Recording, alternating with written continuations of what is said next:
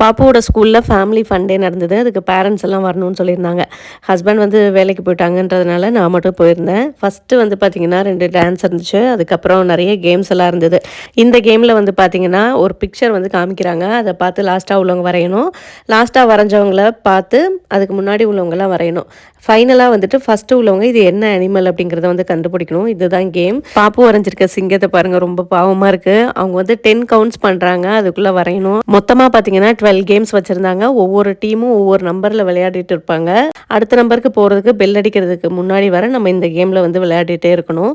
So பேரண்ட்ஸுக்கும் வந்து game இருந்தது. இந்த கேமில் வந்து பார்த்தீங்கன்னா இங்கே இருக்க கார்ட்ஸில் பார்த்தீங்கன்னா நான் வந்து ப்ளூ கலரில் மாற்றணும், எனக்கு ஆப்போசிட்டில் உள்ளவங்க வந்துட்டு ரெட்டில் மாற்றணும். யார் வந்துட்டு லீடிங்கில் இருக்காங்களோ அவங்க தான் வின்னர். ஆனால் என் கூட விளையாண்டவர் வந்து பார்த்தீங்கன்னா பயங்கர ஆக்டிவாக, நான் ஒரு கார்டு திருப்புறதுக்குள்ளே 5 கார்டு வந்து திருப்பிடுறாரு. ஸோ அவர் தான் வின் பண்ணார். இதில் வின் பண்ணவங்களுக்கு ப்ரைஸ்ன்னு பார்த்தீங்கன்னா ஸ்நாக்ஸ் தான் கொடுப்பாங்க.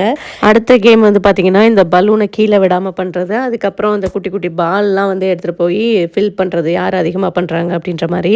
ஸோ இதெல்லாம் முடிச்சுட்டு பாப்புக்கு வந்து பசிக்க ஆரம்பிச்சிருச்சு. இங்கே வந்து ஃபுட்டெல்லாம் வச்சுருந்தாங்க. ஃபுட்டுன்னா வந்து ஒரு ஸ்நாக்ஸ் மாதிரி, ஜூஸ் மாதிரி இந்த மாதிரி தான் வச்சுருந்தாங்க.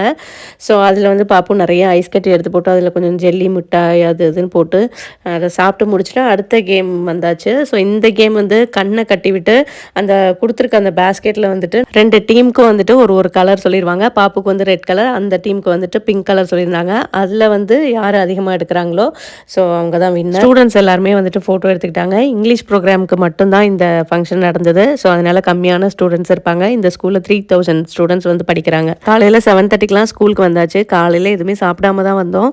இது முடியறதுக்கே பார்த்தீங்கன்னா 12 மணி ஆயிடுச்சு. ஹஸ்பண்டும் லஞ்ச் டைமுக்காக வந்துட்டாங்க. ஸோ எல்லாருமே சேர்ந்து நேபாளி ஹோட்டலில் போயிட்டு அங்கே சாப்பிட்டு முடிச்சுட்டு அதுக்கப்புறம் நாங்கள் வீட்டுக்கு வந்துட்டோம். அவங்க வந்து வேலைக்கு போயிட்டாங்க.